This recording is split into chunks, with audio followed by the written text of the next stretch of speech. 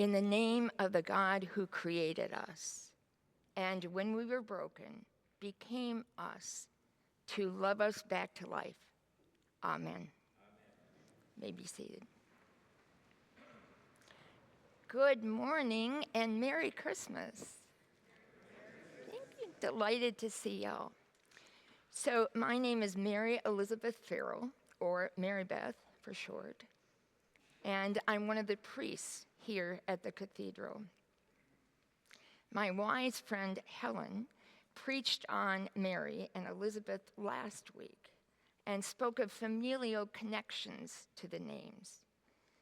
For me, there's no Mary Beths in my family. I was named after the mother of Jesus and the mother of John the Baptist. As such, from the time I was little, I had a personal connection to these familiar stories. So I was delighted to say yes to preach on Christmas and talk about those things. Well then, you may have noticed that there is no Mary, no Elizabeth, although there's mention of her son, John the Baptist. There's no Joseph, there's no stable, there's no manger, there's no shepherds, wise men, angels, or even the baby Jesus. The crush would be really empty, or perhaps there wouldn't be a crush after all. On top of that, these opening sentences can be challenging at best. For those of you old enough to have to diagram a sentence, I would have no place to start in that. So if it's a little difficult and a little hard to understand, you have a lot of company. The Apostle John, who wrote the Gospel of John, had a formidable task. Matthew's Gospel focused on Messiah coming for the Jews. Mark was all about action, and immediately, and then immediately, and then immediately. And our beloved physician Luke focused on God becoming man, the miracles, especially the healing ones. John did not write his gospel until 80 to 100 years after Christ. As such, he was the last eyewitness to give account. We believe that he wrote this on the island of Patmos, where he was exiled and ultimately wrote Revelation. So he starts a little bit differently. In the beginning. Reminds us a little of Genesis. Maybe we would say once upon a time, or a long time ago in a galaxy far, far away. Or if we're Julie Andrews, let's start at the very beginning. A very good place to start. Choir, I'm sorry, I'll leave the singing to you. Anyway, John is going up way past a bird's eye view to tell us that Jesus is fully God and fully man. Furthermore, Jesus was not created. He was part of the creation. John is the source of all life. Jesus is the source of all life. Jesus is God. Jesus has been with God and is now with God. Does this sound outlandish to you? Yep. Is this over the top? Yep, it is. And I think that John makes pains to not water down who Jesus is. Because these lofty claims are so difficult to grasp, John, and Jesus for that matter, use analogies, stories, and then provide some point of reference there.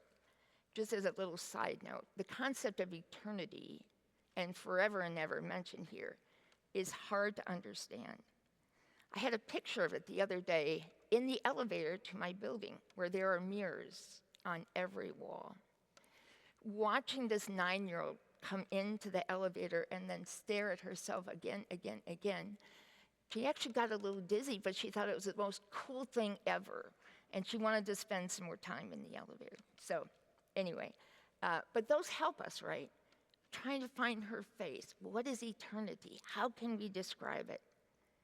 John uses the concept of light here. In fact, if you would count, he uses it 7 times in that little passage. John says that light overcomes the darkness. The darkness cannot overcome the light. In the world at that time, there was violence, injustice, homelessness, poverty, families ripped apart, grief and abuse of power.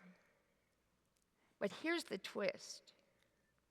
Jesus was born to a young, unwed, refugee mom and dad who were not married and had nothing. The light and the angels were revealed to poor shepherds. The mother of John the Baptist, she was postmenopausal. And her son John would be more at home at Woodstock than in this place. But John spoke truth with conviction and passion. It's a pretty big clue right away that this is not going to be about a stuffy religion for the upper class. The other thing about light is it brings truth. We talk about things being exposed to the light of day for what they really are. We all yearn for justice and release. We feel it when prisoners who were wrongly convicted are finally acquitted. When victims of crime and abuse are vindicated. But here's the deal. Not all people want the truth known. And if I'm really truthful, there are plenty of parts of me that I do not want to see the light of day. Some of this can be kind of cute, like a toddler with chocolate all over his mouth. Mom said, "Did you eat the chocolate?" Nope. We go at pains to hide that. Or my little dog, the other day he trotted out past me looking kind of guilty. And then he had that look that said, "What?" And then I found 3 Velcro rollers stuck to his back. He tried to hide, but he couldn't hide. Even back to Adam and Eve, they covered themselves with fig leaves. We go to great lengths to deny, cover up, or run from darkness. And I've seen this drive into us shame and guilt that can destroy relationships and health. Throughout my life, I have heard the following many times. If you only knew who I am, if you only knew what I did, you would not be with me. You would not love me. Stay tuned, there's going to be good news for those folks. The light of Christ also brings life and love. Light is not static. It goes 180,000 miles or greater. It changes everything that it shines on. We are all in awe of these things. A beautiful sunrise, the awe of northern lights, the golden hour. Isaiah talks about people sitting in the darkness who saw a great light. So where's the good news for us here? The bad news is that we can't do this ourselves, none of us. The good news is that we can't do it ourselves. We can't. Thanks be to God. Because for the ones who said if they only knew what I have done, you would leave. God would leave. Here's the thing, God already knows. He knows intimately what is broken in all of us, and you are loved no less. Christianity is kind of a unique religion in many ways. But one way, a huge way, is the concept of grace. For all of us sitting here this morning, we don't try to make God happy. We do not earn light and life and love. Philip Yancey said it best. Grace means that there's nothing we can do to make God love us more and there's nothing we can do to make God love us less. Gender, ethnicity, station in life, etc., have no bearing on grace. My vestments don't earn me extra points with God. It's grace. It's all grace. So now we're back to the crucial question: who is Jesus? Who is Jesus? In the words of C.S. Lewis, he had a few things to say about this. I am trying here to prevent anyone from saying the really foolish thing that people often say about him. I accept him as a great moral teacher, but I don't accept his claim to be God. Which, Lewis says, if he weren't God, he would have the sanity of a poached egg. So hear me. It doesn't go halfway. Yes, Jesus was a great teacher, so many things that we can follow. But Jesus claimed to be the Son of God and invites us to meet him on that level. So now what? What do we do next? The story does not stop with shepherds, Joseph, Mary, and angels. Jesus was and is the Son of God. And he continues to love us back to life again and again. We see Jesus in all kinds of ways and faces. We see God. There are cracks that get in, and we see the light. And what I encourage you to do is be on the lookout for those cracks. I will not sing this song, but there are cracks in everything. That's how the light gets in. From the seemingly small. Yesterday, I had hoped to be here at church for the 4 o'clock service, and I got a delivery of all my meds, and I couldn't be there. And I was grumpy, and I was ready to be grumpy the whole night. However, when there was the buzzer saying that the delivery person was there with my things, I put on a happy face and went to say hello. We've gotten to know each other a little bit through all these weeks and months and years. And he said, I have a special visitor for you. I didn't know who that might be. It was his 12-year-old daughter. He said she really wanted to see someone with a port that has a port for a long time and that became a pastor, and she's a girl. And so around the corner came his daughter, just wide-eyed and wanting to ask me questions. Light breaks in all the time. Let's be aware of it.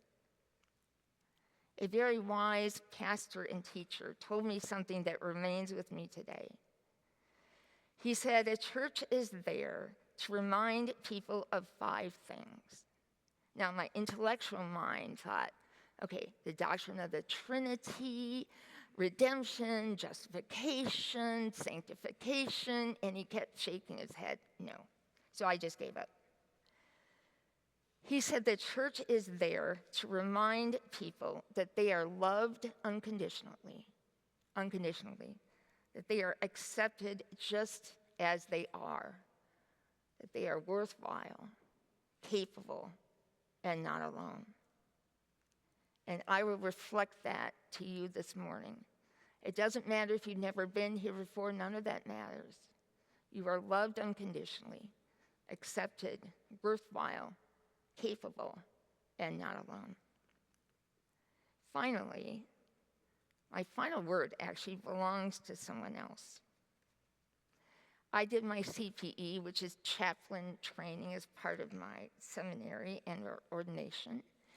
And I did it at a place that had a unit for Huntington's disease.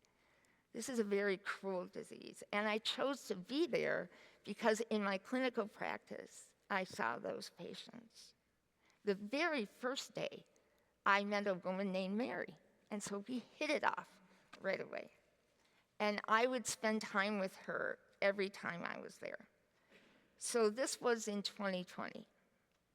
And something happened in 2020. And the chaplains were the last to leave. But one day we had to say goodbye and leave. During this time, Mary's function declined so much. She really didn't speak anymore. It didn't look like she recognized me. Her movements were hard, and that just broke my heart. But I knew I had to say goodbye to her. So I went up to say goodbye, and I blessed her, and I hugged her, and we parted, and I went that way, she went this way. And she suddenly stopped and turned around and looked right at me and said, "Mary, don't worry. God is still here. It's okay." God is still here, friends. Amen.